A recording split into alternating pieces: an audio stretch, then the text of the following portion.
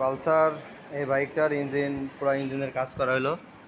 আর ইঞ্জিনের কাজ যে সমস্যা ছিল সেটা হচ্ছে এই ইঞ্জিনটা সিজ করেছিল। সিজ করার পরে আপনার পিস্টন ভাঙছে, আর পিস্টন সিলিন্ডার সহ দুইটাই ভাঙছে ইঞ্জিনের।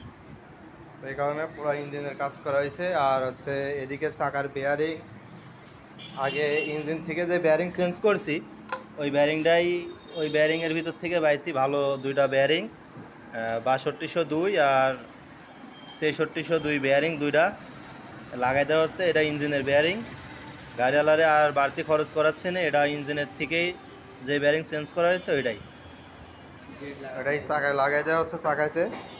আর এদিকে বাইকের কাজ ইঞ্জিন মোটামুটি শেষের দিকে।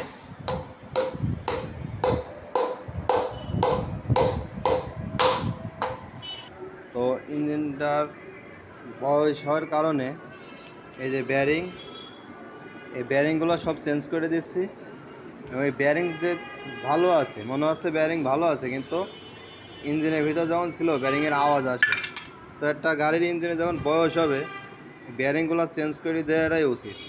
এই যে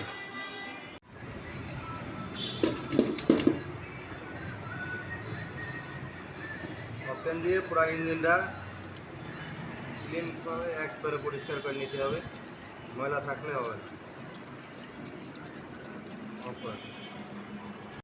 আলহামদুলিল্লাহ, পালসার UG3 এই বাইকটি স্টার্ট করা হলো। এই যে সাউন্ড,